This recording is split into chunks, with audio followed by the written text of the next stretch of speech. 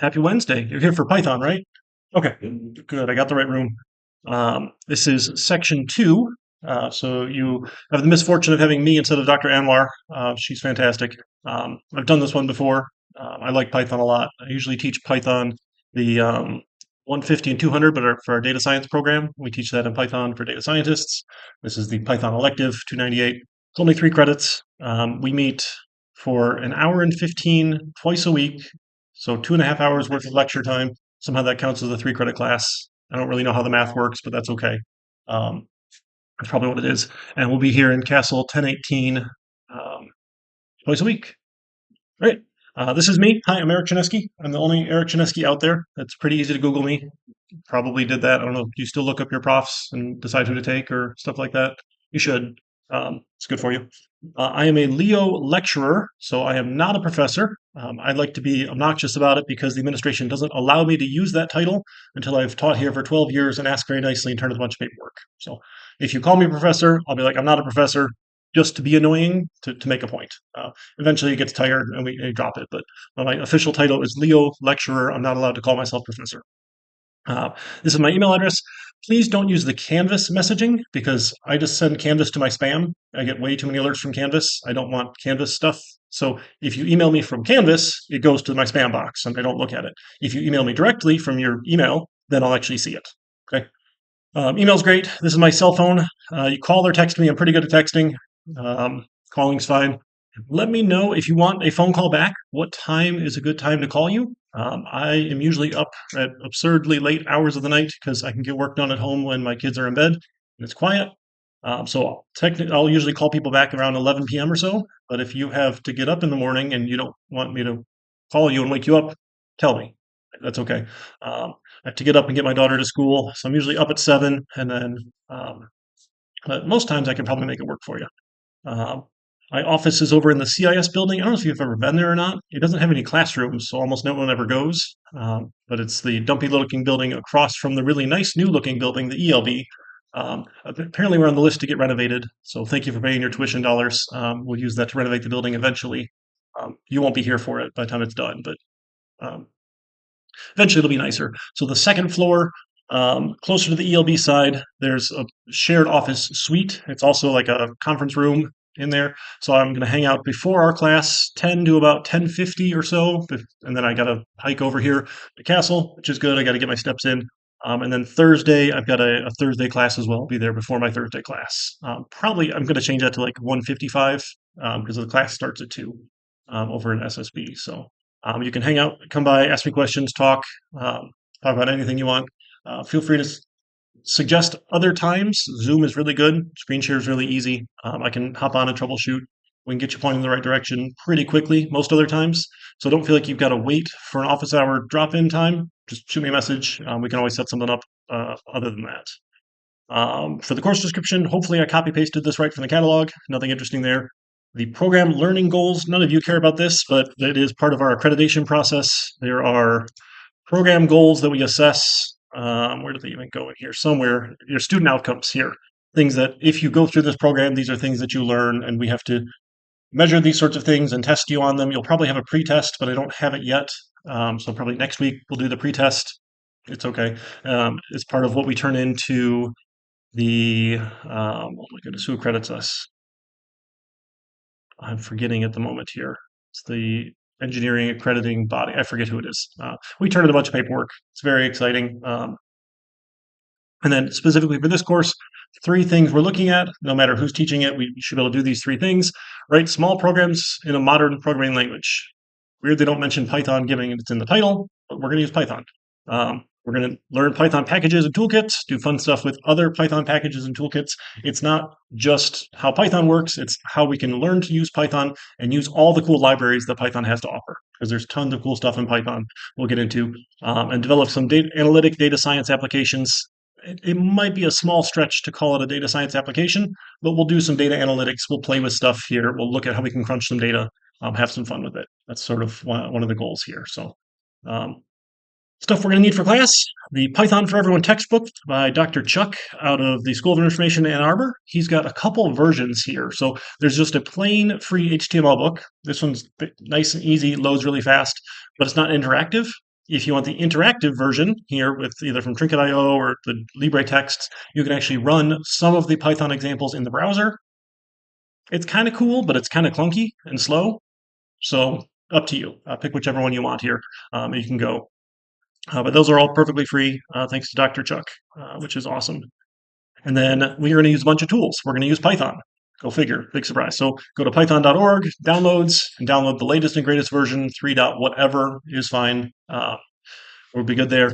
I use GitHub because GitHub is a good hosting provider of the Git source control tool, and they give it away free for educational use. So I can get all their cool bells, some of their bells and whistles. I don't get quite everything here. We'll use that, and then you'll put your code in GitHub because Canvas is a terrible place for code. Email is a terrible place for code. GitHub turns out is made for code, and I'll show you all that. It's a lot of fun. We'll be practicing with our first assignment today, putting stuff in GitHub. It's a bunch of steps, but after you've done it a couple times, it'll get a little easier as we go. I promise it's not so bad, and it will serve you well to have some familiarity with Git. We're just going to kind of scratch the surface, use some of the basic features of it, but it's fantastic. I like the GitHub desktop client for doing my Git commits and pushes and pulls and syncs and things. The PyCharm tool I'm going to show you also has integration, but I use GitHub Desktop for every language that I teach because then it's the same for every language I teach. I don't have to teach you Visual Studio's version and VS Code's version and PyCharm's version and IntelliJ's. It's just a pain to learn all the different versions here. GitHub is the same. And it keeps it pretty easy for us. So again, I'll show you all that. And then PyCharm, from our friends at JetBrains, they're going to push their fancy features on you and be like, hey, here's a free 30-day trial. I would strongly recommend you just turn it off right away. We don't need any of that stuff. At this point in your career, you're still learning some of these things. We don't need all the fancy bells and whistles, intelligent agent, helping code assist stuff. The inline code completion they give you for free is plenty. That'll do all the things that you need, right? Other than that, it's going to do too much for you and recommend things that you don't understand. And if you're just hitting run on stuff that you don't understand, you're in for a world of pain. It's just not going to go very well for you, okay? So the goal is we're learning something. So it is PyCharm. Just turn off the license. It goes pretty fast to turn it off here, and we'll go from there. Right? You don't need the pro trial. It's okay. If you want to play with it, go for it. You can play with it, but at one point you could get it for free with education. I forget.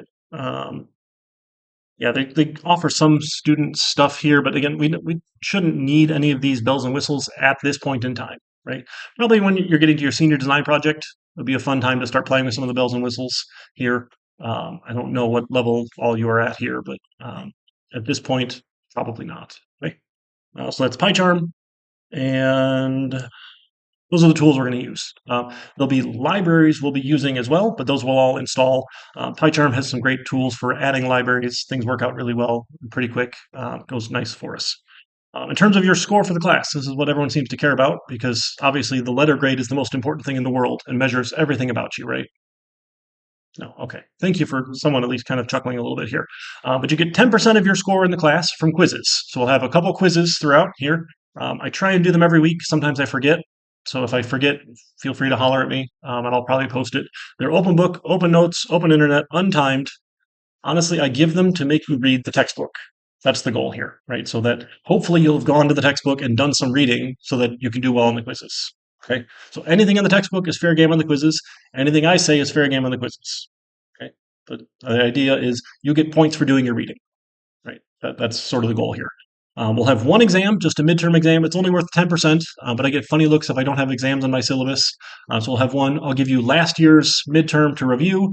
It'll be very similar, but I'll just have to reword the questions.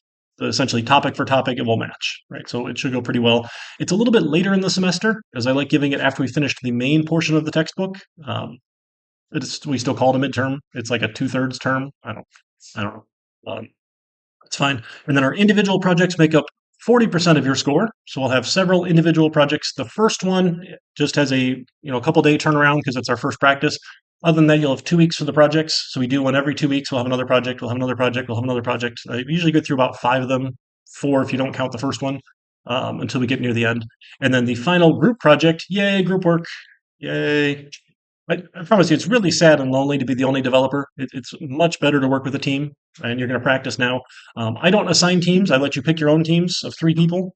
So generally that goes well. Get to know your classmates. Hopefully you already see a couple familiar faces here. but it is a must for the group project. You cannot do this individually, right? Group work is a must for this. So if you get fired from your team, you will fail the class. It's just mathematically impossible to not get your 40% score here and pass the class. Okay, so be a good team member, right? Contribute. Right? This is good practice, right? This is why we practice it in school. This looks really funny, but the accessibility tools were yelling at the table that I used to have here. So it's just a list. This should be a pretty standard letter grade to percentage here. Um, and then the tentative course outline. This is the exciting part here. This is the next 16 weeks of our life here until the weather gets warm. Excuse me. So today, yay, week 0, course intro, GitHub, intro to Python from chapter 1. Do the chapter 1 reading. It goes pretty quick. It starts really basic. That's okay. You don't have to like memorize and take notes of everything that you do. Just skim through it. Okay, that's all right. If it's something new, then it might be worth spending a little bit more time on here, but it's probably a lot of review. Next week, we'll get into chapters 2, 3, and 4, kind of breeze through. This should be nothing new to you, but the part that's new is how do we do these things in Python? So it should go pretty quick. We'll pick up our first actual project here. The week after that, we're off for MLK Day, so don't come on Monday, right? I think we've got the day of service thing on the 19th. You can volunteer for a service project somewhere, do some fun stuff. And then we'll meet on the 21st. We'll pick up iterations and strings, and this goes pretty quick. It's nothing really new. We're just looking at how we do it in Python. And then the week after that, my son is having surgery the 26th, so don't come. I won't be here. I'll be a little bit busy. And then we'll pick up Chapter 7 files on that Wednesday. But after that, we got 2 weeks for everything as we go. We'll get into lists, dictionaries, and tuples or tuples, depending on what you like to say. Pick up a couple chapters. Regex, regular expressions, and networked programs. The week after that, Python and web services. This is one of my favorite chapters here. You can do some really cool stuff with Python and web services. Really fun language for that. Then we'll get into objects and unit testing. Python object, we finally get into classes. Takes a little while to see how we get into that in Python, writing our own classes. And then my favorite topic is unit testing. Unit testing is fantastic. If you care that your code works, you should test it. If you don't care if your code works, don't write it. If you can just turn in garbage, don't bother, right? But if you have to turn in working code, you should probably test it, right? So unit test is the preferred way. We got a week off for the spring break, which is still winter. I don't know why we call it spring break, but it's listed as spring break in the catalog or calendar. So sure, occasionally we get nice weather in March. So who knows? Sometimes it snows. And then we'll come back Python and databases. This one is another one of my favorites because literally every piece of information in the world is probably in a database somewhere. I'm pretty confident saying that. So if we can interact with the database programmatically and write Python code to interact with the database, we'll have better ways to get at the data faster and do more cool things with the data. Right? This is lots of fun. And then we'll spend a week doing data visualizations here, looking at if I've got a bunch of data, hey, maybe from a database, maybe from a file, whatever it happens to be here, how do I visualize it and tell a story? And that gets us through Dr. Chuck's book, his 16 chapters. And then we'll spend the week after that doing some midterm review. Again, I'll give you last year's midterm. Not that you would do it, but some people post them to sites like Course Hero, which is a violation of our academic integrity policy. So don't post course material there, right? That'll just get you failed pretty quickly. And then with the midterm exam will be open book, open notes, open internet. I've never had a employer tell me, hey, Eric, do this from the top of your head. Don't look anything up. That'd be stupid, right? Why would you pay a developer to not use their tools and handicap them? So I'm not expecting you guys to memorize anything. Just know where to go look stuff up. Okay, and it goes pretty well. This should be easy, right? The plan is it's easy. If it's not easy, you and I have to have a conversation and figure out what went wrong. Right? Almost everyone does really well on these things. I get 1 or 2 people who just have no idea what's happening and they never showed up and that sort of stuff, and they fail the midterm. And I'm like, yeah, it's not going well. So, and then after that, we get into Python libraries. So we'll pick up several different Python libraries. We'll look at some of the interesting ones here, go through some tutorials, and we're going to pick up the group project starting in week 12 or so. So you've got almost a month to work on it here. Right? So starting the 30th, up to the 27th or so, you'll have time for the group project. So we'll end all of our individual projects after the midterm. And the goal for this is y'all pick something that seems interesting. So some sort of interesting library that you want to go play with and explore. Your team's going to pitch an idea to me, and I'll tell you yes or no. Right? The goal, because we've got 3 people and we've got essentially 1, 2, 3.5 weeks to work on it.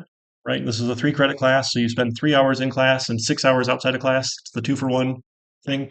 So 9 hours times 3 people is 27 hours times 3 weeks, 3.5 weeks, right? That's about a 100-hour project, just give or take. Right? That's sort of what we're looking for, about a 100-hour project. So if you pitch something to me, I'm like, that seems like you guys can knock it out in 2 days. That's not big enough, right? But if you pitch something way too big, I'm going to tell you, don't bite off more than you can chew. Focus in. We'll get something nice. And this gets to be much more fun because then most people do something different, something interesting. And when we do presentations for our final exam slot instead of final exams, it's much more fun because not everyone did the exact same thing, which is terribly dull to watch the same presentation over and over and over and over again. Okay, so each group will pick something. We might have 1 or 2 or 3 groups do the same thing. It's not the end of the world, but in general, people pick something kind of fun, and we go from there. I can give you an idea of what some of the groups from last time did, but honestly, I don't remember very well. I have to go and look at their submissions to see what sort of stuff they did here. But it goes pretty well. The last week here is just reserved for final project work time, group to get together. Ideally, you can get it done in this, 20 some odd days, 3 weeks or so here, and then not have anything to worry about for final exam weeks, because some of your classes, people seem to care if you can memorize stuff and regurgitate it on a test. I'm sorry if you have one of those classes, but hopefully you can get this knocked out and out of the way so you don't have to worry about it, and then you can go cram for those other tests, other exams, or whatever else you have going on here. But you've got the week here if you need that last extra week as well to get that done. All right, that's the tentative schedule. And then a couple policies. So specific to my class for academic integrity, I'm a big stickler on this here. I get it. Everyone wants to get an A. We put way too much emphasis on whether or not people can get A's or not, and it's stupid. That's okay. But cheating, violating the policy, results in failure in the class. There is no 0 on the assignment. There is no try again. You are failing the class immediately and getting reported to the Academic Conduct Committee, the dean's office. I don't tolerate it, right? The most often thing I see when people cheat is plagiarism. They turn in someone else's work without their name on it, without giving them credit, right? So everything you give me, I'm going to assume is your work unless you've cited your source, right? Like when you turn in an English paper, we assume it's your work unless you have citations there. Does that make sense? Okay. It's not hard to write citations. I'll show you. We just put a code comment in. Okay. That being said, you can't turn in one giant quotation for an English paper. You're like, oh, hey, here, 3 pages of quotes. Here's my paper. It doesn't work for English. It's not going to work for a programming class. You can't go ask the chatbots, hey, solve this project for me, and cite your source and say, here's my work, because you didn't do a damn thing. Okay? That doesn't work. You can use them, and I'll show you. They're great to use for certain pieces, right? They're very good at here, let's get something basic out of the way, right? All the more interesting stuff is what we should be learning and practicing and understanding how we can do it, okay? So you're all in school. You haven't been coding for all that long, I'm assuming here. I've been doing it for 20 some odd years now. Right? I can pretty well tell the difference between code that students write and code that chatbots write. It's relatively obvious, okay? So if you give me code that looks like the chatbot wrote, I'm going to ask you about it, and if there's no citations, that's plagiarism and you fail the class. Okay? But I'm just putting that front. Every semester I have to fail somebody, and it pisses me off because it's a lot of paperwork to turn in, and I have to turn all this stuff into the dean's office. It's like a 5-page report I have to fill out every time I fail someone. And then I get cranky about it, and then my wife is cranky, then I'm cranky, and it just doesn't go well. Okay? So don't do it. It's not worth it. All right, sorry, I'm all worked up here. It's really, I can tell you a funny story. It's kind of humorous. You all took 200 at some point, right? And 200 is a prereq for 350, and 350 you need for a lot of other classes. So like you have to take these things in a sequence. So I gave a final exam. This was before we switched to projects before COVID. And 8 students all turned in the exact same answer for one of the long answer questions. I'm like, that's kind of interesting. One of them cited a source. I was like, crap, I was dumb enough to give a question that had an answer online. Again, this was before the ChatGPT tools and stuff like that. But it's like, okay, they cited their source. That's on me. I'm good with it. The one person passed. The other 7 failed because they cheated on the final exam. And if you cheat, you fail. They had already registered for 350 the next semester, but failing 200 means you can't take 350. So they all got sad and talked to the dean. And the dean's like, well, you failed the class. You have to take it again. But by then registration was over and all the classes were full. There wasn't another one to take. He's like, oh, well, how about you take it as independent study? And the dean was like, hey, Eric, will you teach this independent study class? And we'll pay you to teach it for the students who failed. It's like, you want to pay me to make them do the work again because they failed my class before? Sure. So I got paid to fail them because they had to retake it with me again. I think it's fun. Oh, thank you for laughing, right? I think it was kind of humorous. So there's a perverse incentive for me to find people who cheat and fail. I'm not actually like coming after you, I promise, but that was just kind of amusing here. I don't take things late. What I like to do is go over solutions and show you how I would solve the project. It takes a little bit of time, but it's not too bad. Most people seem to think it's pretty worthwhile. The feedback I get at the end of the semester overwhelmingly says that's fine. People aren't complaining, saying it was a big waste of time. So I'll go over solutions to the projects in class. After I've gone over a solution, I can't take it. Right? That seems reasonable. Right? So don't take things late. If you've got something ahead of time, we can work it out, right? Prior written approval, get with me, we'll figure something out. But generally, you've got 2 weeks for everything. You could probably find the time to get it done. Okay, that's generally the goal. We've got a food pantry, which is fantastic. Some smart folks here in the social sciences figured out this Maslow hierarchy of needs thing. And turns out if you don't have your physiological needs met, it's really hard to do anything up here. And programming is mostly in the self-actualization bit here because it's creative. It's a very creative process. So if you don't have the other things being met, you're not going to be very successful. So thanks to our social science friends, we understand that here. So take advantage of that if you need it. For other university-wide policies, go to Canvas. Thankfully, they put all of those in Canvas here as well. That's fantastic. And I think that's it for the syllabus. Sorry to have read that to you. I know you're all adults, but we got to cover the important pieces. Okay. All right. Should we jump into Python? Questions, thoughts, concerns? All right. Sweet. So I'm going to show you GitHub first. Excuse me, on github.com, make a free account. You don't have to pay for anything. Use whatever email address, use whatever handle you want. It doesn't matter. It's actually going to show up publicly. So if you don't want your name out there, don't. Most people, developers, will have some sort of GitHub portfolio, and here's my GitHub page, and you can see it all. Sure, right? My account is Eric Chinesky because it's easy, and I'm the only one out there. So I'm going to make a new repository. So repositories are just folders. It's just a fancy word for folder. So I'm going to make a new repository. Oh, goodness, where's my new button? Oh, I'm not signed in. That's why. Goodness. Did it log me out? I guess it has been a really long break, hasn't it? Let me go log in here. Sorry. Two-factor authentication is always worth it here. You're probably not going to have anything interesting, but it's a good habit to put two-factor authentication on your stuff. Okay. There we go. Now I can make a new repository. That's much more interesting. So all of the code that I demo in class, I'm going to put out in the GitHub repository. Again, because my belief is Canvas is a bad place to put code. I'm not going to put code in Canvas. You're not going to put code in Canvas. We'll use GitHub. Because it turns out it was made for code. It's fantastic. 298, winter 2026. Oof, believe it or not, 2026. My repository for the class is going to be public, because that way I don't have to give a bunch of people individual access, and I don't care. It's fine. I can put it out there. I've got my other classes out there publicly. It's fine.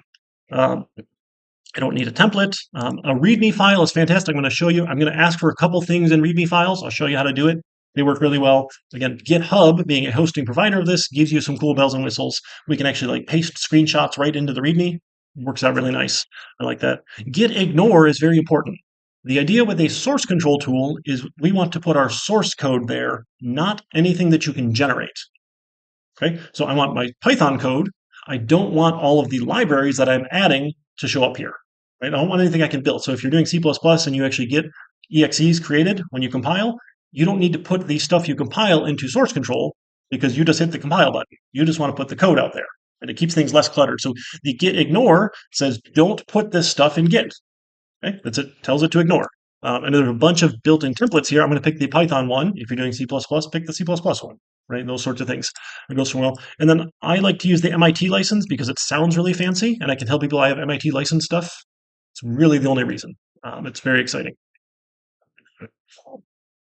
All right, so now I have a repository, which is just a folder online. My computer doesn't have a copy of it yet. So Git is a distributed source control tool, meaning everybody who has a copy of the repository has a copy of everything. Okay? There's other tools that some people still use because they're crazy that don't do it that exact same way, but Git is now the most widely used source control tool out there, thanks to our friend Linus Torvald, founder of Linux. He decided he could do better than the existing tools, and he did. Right? Git's awesome. So to get GitHub, this folder on my computer. I've already installed the GitHub desktop client. You'll have to go install it here, or when you click this button, it'll tell you you need to go install it. There's 3 ways to do anything here, but again, I just like the one that takes me the least amount of clicks. So I'm going to click the code button and say open with the GitHub desktop. And it says, hey, do you want to open GitHub desktop? Here, yes, I want to open GitHub desktop. And if you haven't installed it yet, it's going to say, hey, go download it, right? If nothing happens, go download it here. And what it's telling you is, hey, I'm going to take this website here and I'm going to put it on this folder in your computer, right? We're going to get a clone of the repository, right? We're going to have a copy of it, a clone here. Now, I don't care where you put it, right? Doesn't matter. It's your computer. Put it anywhere you want. When you synchronize, the website will match. So it doesn't matter where you put it here. The default is your documents folder, and it makes a folder called GitHub, and then it's the name of the repository here. That's the default. I like defaults because they're easy. But again, put them anywhere you want here. If it's in your OneDrive documents, then Microsoft gets 2 copies of it because they own GitHub. And sure, you probably don't need it in OneDrive. It's just going to clutter up your OneDrive. And then every time you build stuff, it has to sync. So probably don't put it in OneDrive. That'll make everything a little slower. But again, doesn't really matter at the end of the day. So I'm going to say clone. Now I've got a copy of the folder. It's not very interesting here because all it has is 3 things. There's actually 3 files. So GitHub gives you an online viewer for what's in the Git repository, what's in the folder, which is nice. So there's the git ignore file I mentioned. You can click on the file and see the text here. So any text-based files here you can view. So these are all the things that it's going to ignore here. Anything that matches one of these things, it's not going to put into the repository. Okay, you can change it if you want. You probably don't need to, right? That's fine. There's the license file. Again, yours won't have a license here, but here's the MIT license. It sounds really fancy. Copyright by me. Yay. And then the README file is another text file. It's in the Markdown format. You can actually view it here, and you can edit it right in the browser, which is really cool. And then because README is a common thing to put in repositories, if there's a README file, GitHub will display the README file when you're viewing that folder. So when I'm viewing the repository, it says, hey, there's a README file. Here it is here. Okay, that's the README. Okay, so now in the GitHub desktop client, I have a copy here, and I got a couple options. If you forgot where you put it, you just say Show in Explorer, and it opens up your file explorer to that folder. And again, you can see the folders here. Now in Windows, here, you also will see if you've turned on hidden items here, hidden files, which is in your view settings. You go to Show Hidden Items. Usually you want to show hidden items. Yeah. Record the screen because there are so many things in my. Yeah, it's recording. Yep. That Git folder is where all the Git magic happens. Don't touch it. Okay. This is how Git does all the things. I don't even know what it does. It's an open source tool. If you're bored, go look it up. Honestly, I tried once and I was confused, so I just gave up. I'm just glad other people made it work.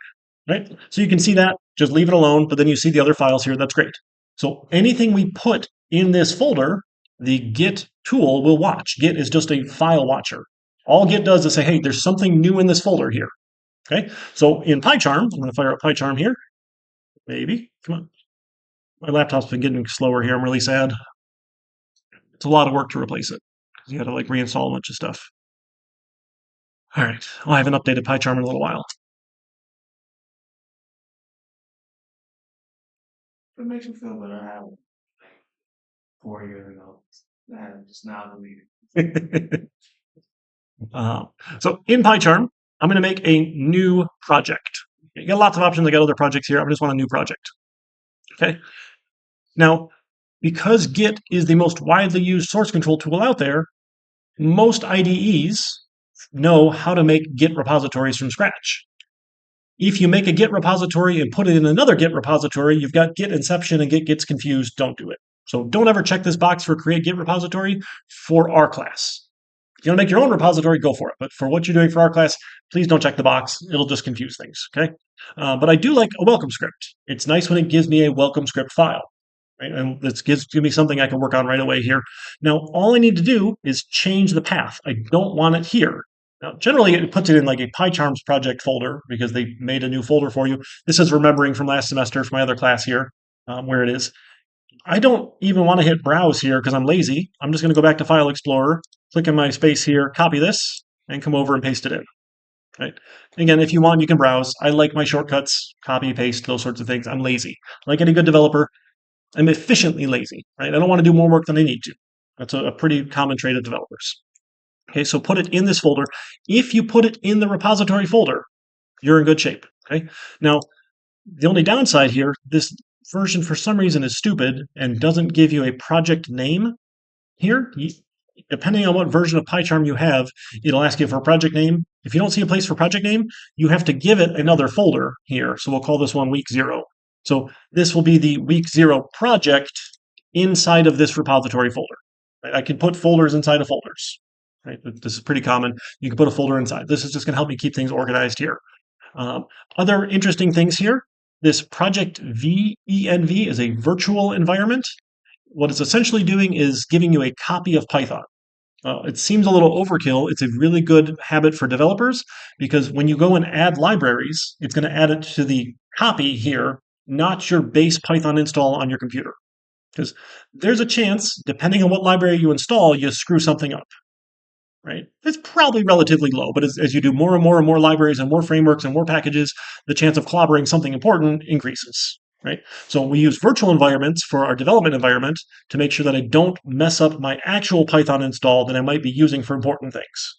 Right? You might not have important things, and that's okay, but it's good. It says, hey, where are we going to copy Python from? Hey, it's going to copy it from this version here. It should pick this up automatically. If it doesn't, it just takes a couple clicks to go find it here. But download Python first, then install PyCharm. It goes pretty well. It can go download other environments if you want here. Like, hey, go download and install this one. Or the version shouldn't matter until we get to specific frameworks and libraries. Some of them are very particular about what versions they work on. So for the first 12 weeks, everything should work, right? Later, once we start exploring frameworks and libraries, we might need to get a specific version here, like a 3.12 or 3.13. We'll figure it out when we get there, right? And it literally changes almost every week. So it's not really worth putting a lot of time and energy and effort into initially here. So I'm going to create.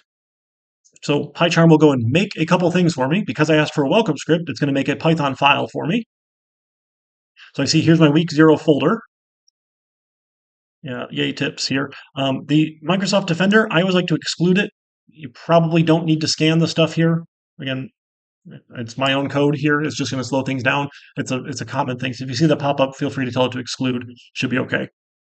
And now we see, yay, here's some stuff. A couple different pop-ups I usually ignore, sorry. And I get my welcome script here, the main.py file. .py for Python, right? You don't have to name your Python files with .py, but if you name them .py, then your computer will recognize your operating system will say, oh, hey, it's a Python file. Do you want to do Python things with it, right? Hopefully you talked about that when you did files before. And then there's the .venv, the virtual environment folder. Just leave that alone here.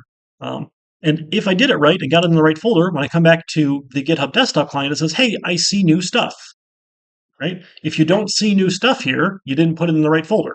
And you can always check here. You can see the folder that you're looking at here in the top left. This is C users, Eric C, documents, GitHub, CIS 298, winter 2026 /week 0. That's my folder, and it matches my folder here, right? Life is good. So I see new stuff here. Now, Git, because it's a file watcher, says, hey, I see new stuff. There's been a change since the last commit. A commit is just a fancy word for a snapshot. So what Git does is it takes snapshots. For any given point in time, you make a commit, you snapshot, this is what the folder looks like at this point in time, and it saves it here. And then you make another commit, and it makes another snapshot, and another commit, and another snapshot, and over and over and over, and you have this evolving history of your repository, which is really cool. We'll take a look at a popular repository in just a minute here. But anything in this .idea folder, just let happen. That's PyCharm's folder. .idea, sure, let it happen. It even adds its own ignore to ignore sub things here. Great. Go for it. Just let it happen. So don't worry about any of that. But the thing we care about is your Python file. Do you see a main py? Does it have something in it? Great. So when you're making a commit, you have to put a summary in here. It says required. It's kind of small here, sorry. But you've got to put something here. I don't care what you put in your commit messages. Some people like to be funny. Some people like to swear. Some people like to just put A. It does not matter. When you go work somewhere, they'll tell you what to put there. And you smile and nod and do what they say. Right? So for now, we don't care. It doesn't matter. I like putting something meaningful because you'll see that commit summary message on github.com. Okay, so you'll see it here. So if you put something useful like week 0 started here and commit, I'll be able to see that later. Now, my local copy of the repository has that commit, but github.com, the central repository, the origin, the cloud, doesn't. So it's a manual sync process, which is probably pretty good. If you imagine writing code, you probably don't want, if someone else is also working in the project, it to be changing on the fly. right? In the midst of you writing it. It's not like a Google Doc where two people can be working on two different paragraphs and everything is fine. It's probably going to mess up your code. You won't be able to hit run because there'll be compiler errors, right? Okay. So that sort of thing. So it's a manual sync. So now that I've committed, I have the option to push. So Git uses a push and pull terminology. You push changes to the central, to the cloud, and you pull changes down to your local. Okay. So it says, hey, push. Again, there's 3 different places you can push here. I like the blue button because it's nice and bright and lit up here. So I click the push button. Once I've pushed and everything works here, now I'll be able to view it on GitHub. If you don't remember the repository URL, that's okay. Just click the View on GitHub button here. It launches your browser and says, here's your repository. If it doesn't work for you, you're probably not logged in because your repositories will be private so that no one else has access. No one else will cheat off you here. Just go log in here, right? Because it uses your default browser. So if you do stuff in a different browser or have different profiles set up, it can get a little confused here. Just make sure you're logged in. Okay, but now we see, hey, here's the week 0 folder. And it's nice to put things in folders because it organizes them nicely here. Right, so week 0, and here's the .idea folder. Again, I don't care about that one. Here's main py, and I can see my Python code here. Well, not mine. This is the generated code here, but that's fine. And I can zoom in a little bit here because it's kind of small, sorry. But you can see your code on the website. This is why Git is fantastic. If you commit and push your code to github.com, I'll be able to see it on github.com. I'm going to set up a repository for all you guys to use here. I'll show you that in a little bit as well here. So if you're having problems with something, you don't need to email me your Python code. You don't need to take pictures of it and those sorts of things. You tell me, hey, here's the URL. You can even click on a line number, be like, hey, at line 14, I'm getting an error here, and the URL now will take me right to line 14, which is fantastic, right? And I can go look at it. I can get at it from my phone, which is most of the time in my pocket, or I'm using it. My little guy likes to watch YouTube here, but most of the time I have it here. He's got other devices, but Dad's is the coolest, apparently. I can probably fix your problem pretty quickly without even pulling up my laptop, which is good. So if I can fix things faster for you, life is good. Okay, so we can see it here. So if you can see it on GitHub.com, life is good. Okay, that's our process. And now what happens is, as I change this here, right, we do our print hello world. Right, everybody has to run a hello world program. I don't know who started it, but it's a fun tradition here. Again, 7 different ways to do anything here. There's the green play button up top here. You can go up to the menu, which is a hamburger style menu, which then expands. I hate their new menu, but sure, whatever. And you can go run, or you can just right click and say run. Right, whichever one you're feeling, or Control Shift F10, because that's something you have in your head. Control Shift F10. And we get the output now here down below there, and it runs. Now, what's cool is it's actually showing you what's happening. So it's showing you it's running the Python executable, pointing it at the main.py file, right? So Python, really smart people have told me it's not technically interpreted because there's stuff that's compiled, but it's essentially interpreted. I don't even really care. But when you run a Python file, you use the Python executable to go read your Python script, and it will go line by line by line and run it, which is pretty cool. So it's interpreting the file as we go. There's no intermediate step that has to happen. It doesn't have to compile to bytecode, anything like that to run. Weird stuff happens behind the scenes with C Python. It's okay. We don't really care right now. We'll just call it interpreted with a star and be happy. So if you want to run it by hand and not use your tools because you're feeling masochistic, go for it. We can run it by hand. So I'm going to open up Terminal here, and I can go find it and run it myself. It's very exciting, I promise. All right, so my CIS 298 folder. Now, when you're in the terminal, you can just hit Tab to autocomplete. Please don't type everything, right? You don't need to type every single letter here. And then we can see, now I've added some cool stuff to my terminal, so it's showing me all the Git stuff here. It's not all that interesting, but that's fine. And I want the week 0 folder, and I can see inside of here I've got a main py file. Right? So I'm in the right spot here in my terminal. Now I can tell it to run Python. Now Python's not here. It is in the virtual environment scripts Python folder. Scripts folder, Python executable. So I have to go tell it, hey, let's go run this thing here. So in PowerShell, which is what my terminal is using here, you use the ampersand sign to tell it to run an executable. Don't worry too much about it here. It's fine. When we go to the virtual environment scripts Python, look at that. It's even suggesting, hey, do you want to do this thing, Eric? I love it. The new version of terminal is nice here. And yeah, I want to go to the virtual environment, the scripts folder, Python executable, and point it at the main py file. You're like, please run this thing here. And it runs. I get my output here in the terminal. Very exciting. You can do it by hand. You don't need an IDE. Do you all have the fun of writing a C++ program in Unix on the college Unix server?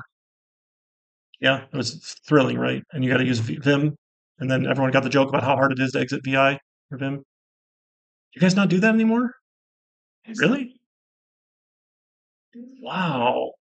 We're supposed to do that as part of our accreditation process because we've told the accreditors that we teach more than one operating system. So we give you a Unix lab in C++. Like, look, you can write C++ in Unix, and it's very exciting, and you can compile it by hand. Okay, maybe CIS 200 usually. That's why I'm surprised no one did it. You did, right? Okay, some people did. I don't know. They brought some new people in.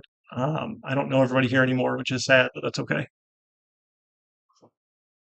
This year marks my 10th year of being here. It's very exciting teaching at Dearborn. So, yay, 2026. I'm 2 years away from asking very nicely if I can be called professor here. All right. So just know that you can do it, which is fun.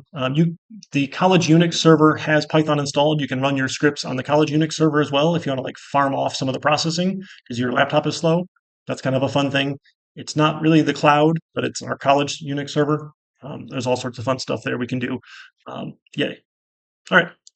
But we're not going to do it by hand because we don't need to. We've got tools, right? I love my tools. So, hello world. All right, let me show you what we're going to do for our first project here, a little lab exercise. This is just a getting started. It will get you working with Git here to make sure it works for everybody because that's how you're going to turn everything in, right? And if that doesn't work for you the first week, then you're going to have a hard time turning other stuff in later. We do have an awesome grad student who's going to help as a grader for me. She had her last year helping out here. She's not quite done with her master's program yet. So thankfully, she's still around and can help me do some grading. She has access to the GitHub repositories as well, which makes life really easy. Here's all automatic. So I use the Classroom GitHub tool because they give this away for free for educational use, which is really cool. So we're going to have a new classroom here in my org here. Orgs don't really matter too much. That's okay. We'll call this one Winter 2026. And what this lets me do is you get a private repository created for you automatically by clicking a URL, which is really nice. And then because it's private, you have access to it and no one else does except for me and our grader because I've set it up that way, right? It belongs in my organization that I created here. I don't need to add you in here. So that's the only thing I do with it is I just make the links here for your assignments. That's all. So here's CIS 298. It can do other cool things that we just don't bother with, and that's okay. So we'll call this one Project Zero. Don't worry about due dates or things like that. In the GitHub tool, I do all that in Canvas because that's where it makes more sense here. And then I give you a starter template here because it has the git ignore file for you. Oh, I can't spell here. It's Python templates. There we go. Python template. And it will be private here.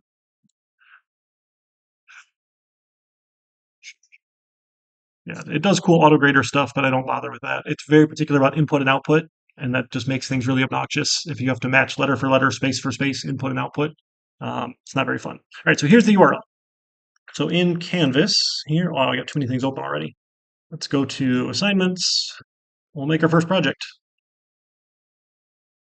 So this is project zero. This is due on Monday here. Ideally before class starts here. If you run into trouble, that's okay. No, our class starts at 11, doesn't it? Oh, goodness. I can remember this here. And this is just, let's do like 1 point. It's not very interesting here. We'll just say 1 point. So you're going to click that GitHub Classroom link. Again, I'll post it for you in a little bit here. We can all work through it. It goes pretty quick here. So please interview a classmate and write a program, Python program that displays their answers to the following questions. Right? Here's your chance to get to know a neighbor. If you don't know somebody in class, you're going to get to know somebody. It's very exciting. You're all thrilled, I'm sure. So you're going to ask them for their name and pronouns. You're going to ask for their major. You're going to ask for what do they do when they aren't at Dearborn, and what's the coolest thing they've seen tech do. Okay, and we just print out these couple things, these couple answers here. It goes pretty quickly here. So this is just a little starter thing. And what you're going to turn in here is a URL. You're going to turn in the URL to your GitHub repository. That's the only thing I need from you. Okay, is the URL, because that will link me to your code. Okay, so I'm going to save and publish. I'm going to go through it real quick here, and it'll be on the recording, so you can all follow along later. Okay, it's going to take 5 minutes. It's not too bad. So you click the GitHub Classroom link, and it says, "Do you want to accept the assignment?" Yes, you want to accept the assignment. If it doesn't work, you got to log in, right? And it says, "Okay, great. Let me make a repository." So it makes a new repository for you on demand, which is why this tool is fantastic. I love it here. Now you have a URL. If the URL doesn't have Chernesky in it, you did the wrong thing, right? Please don't go make your own repository because then you have to add me, you have to add our grader, and it's going to be really obnoxious, or you have to make it public. And you don't want your code public because if a classmate copies off of you, I'm going to think you cheated, right? So just use these private links. I promise it's not too bad. It's a couple steps, right? So here's the URL. You go to it. Great. Again, it's got my name in it here because it's my org. It's not my personal. It's a GitHub thing. Don't worry about it. And then CIS 298 winter 2026 dash project 0 dash your username here. If your username was fluffy unicorn, it'll say dash fluffy unicorn, right? Whatever your username is, it'll show up in the URL here. To get a copy of it on your computer, you click the code button, open with GitHub Desktop, and it will say, "Do you want to open GitHub Desktop?" Yes, I want to open GitHub Desktop. Okay, great. Let's make a copy of this folder here on your computer. Again, put it anywhere you want. I don't care. I'm going to put it in my default document GitHub folder because that makes life easy for me. And this part's important here. When you get this prompt, make sure you go to the second option for my own purposes. There's a bug with the GitHub desktop client they haven't fixed yet. I'm hoping they will eventually. If you don't click this, occasionally you get errors. It's not the end of the world. You can always go change it later in your settings. If you forgot here, you can go to repository settings, fork behavior, and click for my own purposes. Not the end of the world, but generally it works out pretty well for you. Now, again, my favorite shortcut, I'm going to say show in Explorer. Click in the little white space here to get a copy of that path so that when I make a project in PyCharm, I can just hit paste, right? I don't have to browse around here. Their file browser's sadly terrible. I wish they would do better, but that's okay. It's not my tool. So I'm going to go make a new project now. So file, new project here. Again, put in this location. Now, because this folder is just for project 0, you don't need to add another /project 0 folder inside of it, right? I'm going to give you a new repository for every project. You don't need to do subfolders. I'm going to do subfolders because I'm going to put week 0, week 1, week 2, week 3, week 4, project 1, project 2. I'm going to put all of them in my main repository, right? But for you, you're going to get one repository per project. It's generally a better way to do it, but I don't want to have to give you 15 different GitHub links here. So I'm just going to use one GitHub repository for all my class examples, okay? So you don't need to make a subfolder. That whole story. Don't check the get button here. Make sure it's not checked, but create the welcome script is great. And we're going to create. And then it says, hey, there's already stuff here. Yes, we want to create from existing sources. It saw the README file. It saw the ignore stuff. It's all there. That's okay. No worries. We don't need the README file. Yes, we can exclude. Did it not? Well, maybe it didn't give me the welcome script. It might not. Oh, there it goes. Okay, it just took a second here. It's a kind of a slow tool. So again, I just grab it all and delete. That's Control A for highlight all and delete. You don't need any of that welcome stuff here. And we just give it a bunch of prints. I kind of skipped over that. Sorry. It's just print with parentheses. And then you can use double quotes, full quotes, or you can use single quote or apostrophes here. Either one Python is fine with for strings, right? Either one you want. Now, again, you're going to go interview a classmate here for these answers, but I'm just going to give you mine because, sure. So I'm Eric Chernesky. I go by he and him. And I'll print another line here. My major, right? I'm a doctoral dropout. Around 2020, when I was in the program, my daughter had spinal surgery and she got partially paralyzed, and that sucked. And then we all got COVID, and that sucked. And then by the time I was ready to come back, my advisor was like, "You've got 18 months or so to finish a dissertation. It's not happening. Don't try." Which I thought was kind of mean at the time, but actually was really good advice because I would have wasted 18 months of not finishing and then really been mad that I didn't get across the finish line. So maybe at some point I'll try and go back here in a different program, but I don't need a doctoral degree to teach. And the research was actually really obnoxious. Interesting stuff, but really tedious to have to read like 100 most recent research papers on a given topic here. So interesting stuff if you like that, but I like the teaching bit. So I'm a dropout. Essentially all but dissertation. I think I was like 3 credits short, maybe. What do I do when I'm not at UMD? Prince. I teach at Oakland Community College. That's my full-time job. I'm part-time over here. And I have 7 kids. And I run marathons. I usually do the Detroit Free Press International Marathon every year in October. It's lots of fun. You get to run over the Ambassador Bridge, back through the tunnel. They call it the underwater mile. It's lots of fun. I like running. It's peaceful and quiet. I'm sorry? I'm a terrible swimmer. I essentially doggy paddle, but my buddy wants me to do a triathlon. Um, so I'm going to try learning how to swim the right way. But not being able to breathe is really annoying to me. I like breathing whenever I want, so I like my head out of the water. And apparently that doesn't work very well for you. So I run marathons, um, having kids, and I play D&D. All right. That's what I do when I'm not here. And what's the coolest thing I've seen technology do for oh goodness, 15 years, I was in the healthcare technology field. So the stuff I think is cool all came from healthcare. Right? That's just what I think was cool. So the company I was at before, we did data analytics, which was really fun and focused on population health. So looking at a group as a whole, whether or not it was like a zip code or an area, a state, whatever it happened to be here, analyzing health trends of a population to better manage care. Right? There's a lot of things, and we spend a lot of money in the U.S. on healthcare, but it's to treat stuff, not necessarily to prevent things. And we've learned, and there's really smart people who've posted in like research papers on this sort of stuff. If you can better prevent disease, it costs you a little bit up front, but you save money in the long run. So doing preventative health sort of things here is really important, and a lot of that is done at a population level, right? We want to get, hey, 90% of the people have to get in and get their flu shots, whatever. I forget what the numbers are here, I'm making stuff up, right? We want to get people in and get these preventative things done. We want to get people screened for congestive heart failure and start treating them before they have congestive heart failure, when they start having high blood pressure, right? Before they actually run into serious problems. It's much cheaper to do that than it is to put someone in the hospital and treat them for congestive heart failure. So sort of like population health analytics was super cool. Analytics, here's it.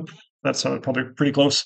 And then you wouldn't think it's interesting or fun at all, but you can actually test wastewater samples to look for diseases and common things like flu and COVID and other stuff in populations. So they can take samples in cities to see, oh, hey, we are seeing more of this happening in the city. We need to go better outreach to people, figure out what's happening here. Seems kind of gross, but really neat that you can do that at the like population level. I think is pretty fun here. And of course, I'm really interested in self-driving cars because I'm a better driver than the computer is. I know it. But the rest of you idiots on the road, the computer's going to be better than you. Okay. And I would rather have other computers driving cars around me while I'm doing my own thing. So I think self-driving cars are pretty cool. My wife has seen the code I write, seen how often I got paged in the middle of the night to fix something that broke, and she swears she'll never get in one. And she's like, "You can't write working code. Like your company of 100 people couldn't write working code that stays running.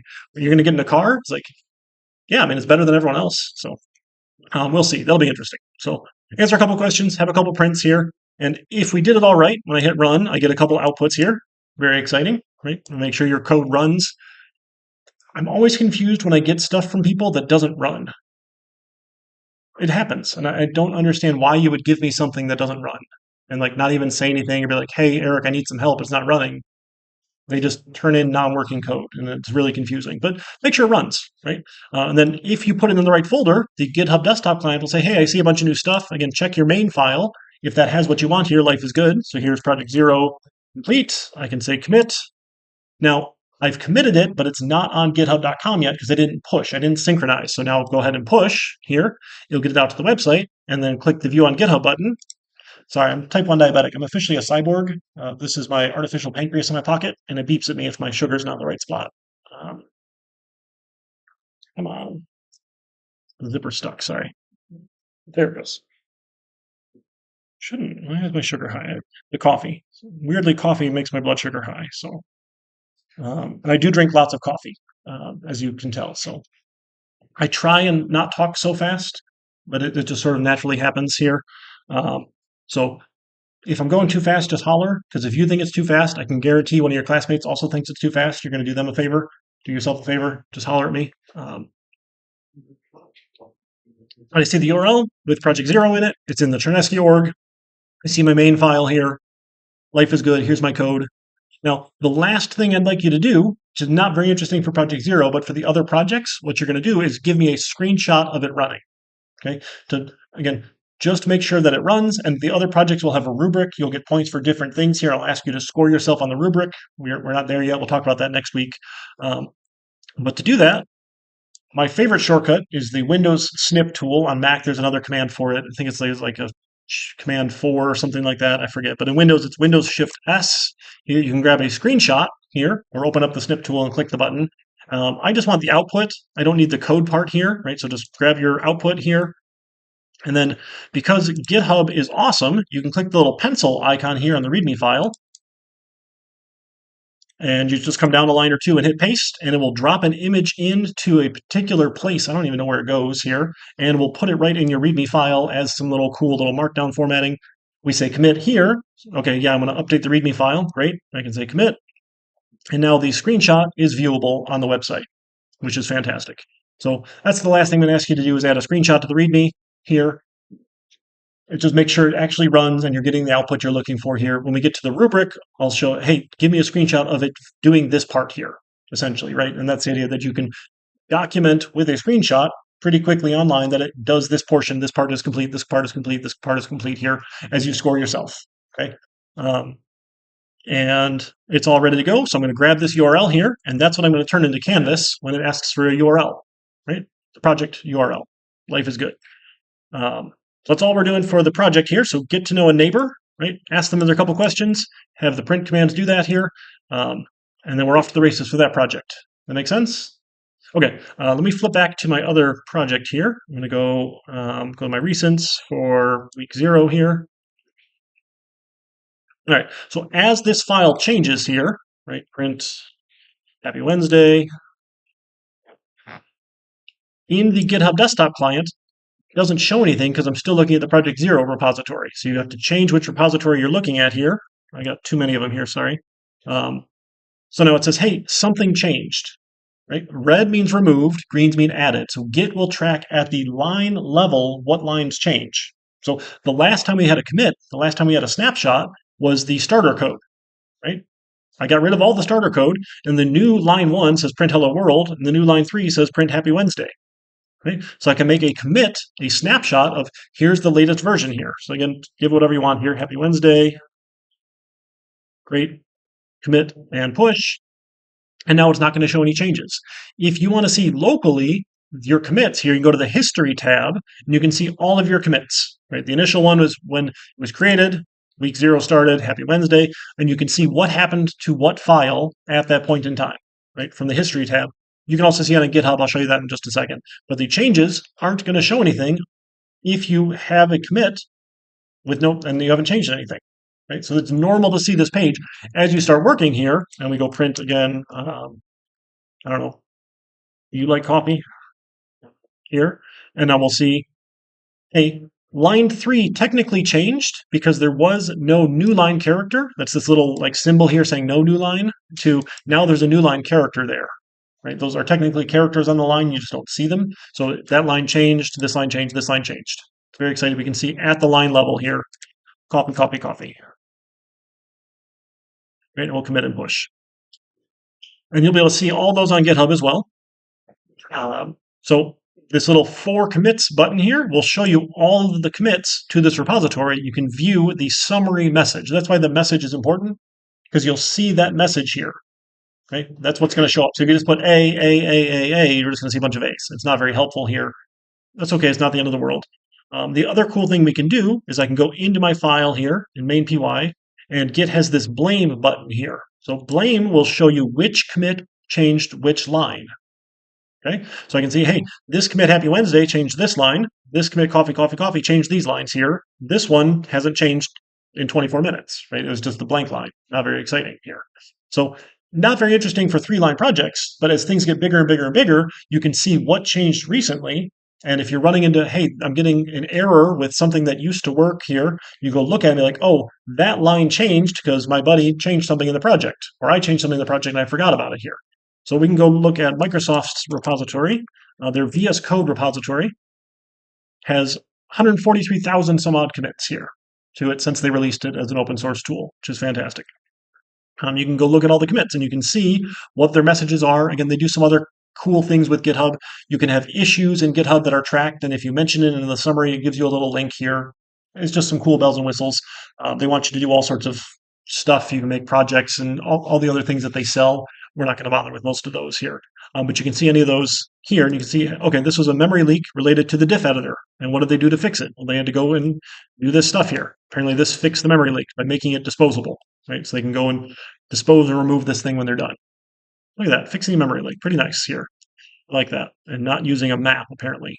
It's a disposable map, so it's not going to save up all the memory, I guess. Very exciting. But you can see at the line level what changed here. And if you want to go into any of those particular locations here, let's maybe in there, source code, VS code, electron main, sure, main TS. I don't know here. These are TypeScript files. It's all written in JavaScript, which seems wild. You'd write a really interesting app in JavaScript, but you can do lots of things nowadays. You can go to blame here, and you can see when the last time any of these lines changed here. So some of these haven't changed for 9 years, right? That part's kind of been around for a while here. This was 2 months ago they changed something here, right? And you can kind of see the latest things were changed, or you can go just view the commits just to this file here. You're looking at the history for this file, and you can see the last time this file was changed. So you can see a lot of cool history for the entire repository, for the file. You can look at the blame stuff. Lots of fun things we can do with Git and GitHub. And GitHub gives you the nice web view for all of this stuff. You don't have to do it by hand. Here as we go. And that works out pretty well for us. All right. I think, oh, and then the textbook here. Do we have PY4E? Chapter 1. I said we want to get over through here. So intro, again, pretty basic stuff, like what is programming, some basic hardware stuff. I think you probably know most of these things here. Here's a couple of the Python reserved words we can't use because they have special meaning in Python, right? There's a Python idle tool. You can use it. It's a REPL tool where you can write, edit, print, and I forget what it means. What does REPL stand for? I have to Google it. Read, eval, print, and loop. There we go. So when you install Python, you get the Python idle tool here. That's what he says is conversing with Python. I almost never use it. It's not very interesting here, but it loads pretty quick and without a whole IDE, and you can do your prints here. Hello world, right? Sure. And then you get your outputs, that sort of thing here. You can use that. If there are syntax errors, it technically doesn't not compile, but it won't interpret, right? So if I like leave off a parenthesis here and I try and run, I'm going to get syntax error, unterminated string literal here at line 5. And again, it gives you the nice red line here because we have an IDE. So say you're missing your quote here, right? Those sorts of things. So it won't execute if we have those errors. And we'll run into all sorts of errors as we're going here. You forget parentheses, places, those sorts of things. Unmatched parenthesis, right? You're used to some of those basic syntax error debugging things, right? That's hopefully pretty common now. Our interpreter and the compiler, write our programs, yay, programs, yep, input, output, yeah, syntax errors, logic errors, right? When you screwed up, you told it to do the wrong thing, semantic errors, and then debugging our code here. And learning is a journey. I love this here. Dr. Chuck's pretty cool. And if you'd like, he also has a whole set of videos. If you go to lessons here, you can watch all of his videos. I guess he doesn't have a video here, but all the other chapters, he's got videos you can follow along with if you want to go along with the text here. My goal is to not give you the same examples that the textbook gives you, because that way you can see it a different way in the textbook. You can see it a different way Dr. Chuck's way. I'll give you my way of looking at it. Right? Like any skill, you've got to repeat, and work at it, and work at it, and work at it to get better at it. Right? There's 10,000 hours to master something, whatever that happens to be. I think that's still the running theory here. So lots of practice here. Right? So you're going to see it in the textbook. You're going to practice it in the projects. I'm going to do it once. You're going to watch Dr. Chuck do it once. Right? These sorts of things. You should get a lot of practice out here in Python. And the goal, you want to be familiar with it. It's a really handy language for doing lots of cool things, lots of popular libraries out there, lots of job postings still want Python, and it's a lot of fun. All right? Questions, thoughts, concerns? All right, awesome. So let's meet up on Monday then. Work on Project Zero. If you get stuck on anything, let me know. Please watch the recording first before you ask me and say you don't know what to do, right? Because I literally did all of it here. After you watch the recording and it's still not working for you, please let me know. I'd be happy to help, but at least to do that once for me. Yeah. Are you going to post the recording right away? Yeah, so I publish it to YouTube. It takes maybe 15 minutes for it to process. Yeah, so let me stop recording and we'll go from there.